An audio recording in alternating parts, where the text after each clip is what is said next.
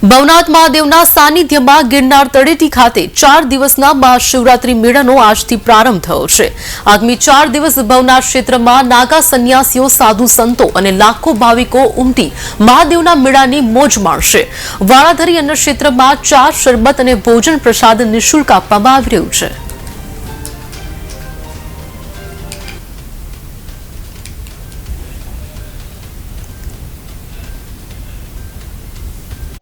ભજન, ભોજન અને ભક્તિનું ત્રિવેણી સંગમ સમય એટલે કે જૂનાગઢમાં દર વર્ષે યોજાતો પારંપરિક એવો મહાશિવરાત્રીનો મેળો કે જેમાં દેશ વિદેશથી લાખોની સંખ્યામાં ભાવિકો દર્શનાર્થે આવે છે।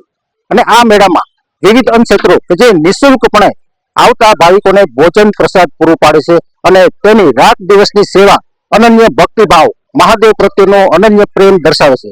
તો આપણી સાથે અત્યારે આપણે આવી પહોંચ્યા છીએ વાળાધરીનો ઉતારો કે જ્યાં અન્નક્ષેત્ર વાળાધરી દ્વારા દર વર્ષે ચલાવવામાં આવે છે। આ વર્ષે પણ વાળાધરીનું અન્નક્ષેત્ર ખુલ્લું મૂકવામાં આવ્યું છે। તો આપણી સાથે જોડાયા છે ભાવેશભાઈ। તો તેમને જે વિનંતી કરી, ભાવેશભાઈ જણાવશો આ અન્નક્ષેત્ર આપ કેટલા વર્ષથી ચલાવો છો?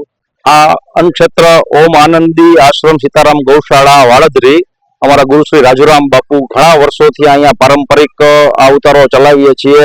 આ જગ્યા લાખાકોટા હનુમાનજી મંદિર તળેટી ની અંદર આવેલું છે। અહીંયા ઘણા વર્ષોથી અમે ભાવિકોને અહીંયા ભોજન પ્રસાદ અપાવીએ છીએ અને અહીંયા આશરે 50 થી 60,000 માણસો પ્રસાદનો અહીંયા આગળ લાભ લે છે।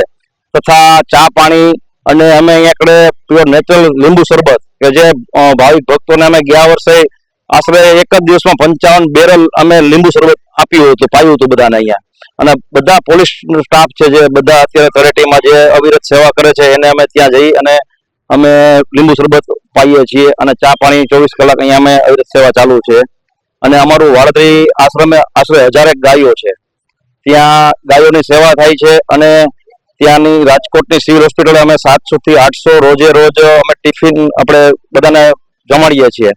પછી 10 ગામ એવા છે જ્યાં 40 થી 50 ટિફિન અમે જ્યાં વયોવૃદ્ધ છે, કોઈ સેવા કરી શકે નથી એમની ઘરે, એમને અમે ભરેલું ટિફિન ડેલી પહોંચાડીએ છીએ।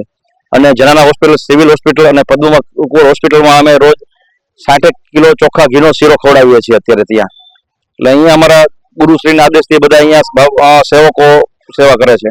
આપણે અન્નક્ષેત્રમાં આજે સેવા કરવાવાળા લોકો ત્યાંથી તમારા ત્યાંથી જ આવે છે કે બધા સેવકો છે, બધા અત્યારે અહીંયા જે આવે છે બધા મોટા ઉદ્યોગપતિઓ છે અને બધા જ વેલ સેટ છે, પણ છતાં અહીંયા આવી અને બધા સેવાના અર્થે સેવાથી જ બધા કામ કરે છે। અહીંયા અમારે બધા લેડીઝ જે બધા છે એ બધા પણ સેવામાં પોતે રોટલા અને રોટલી હાથે કરી અને બધા સેવકોને અહીંયા ભક્તોને ખવડાવીએ છીએ।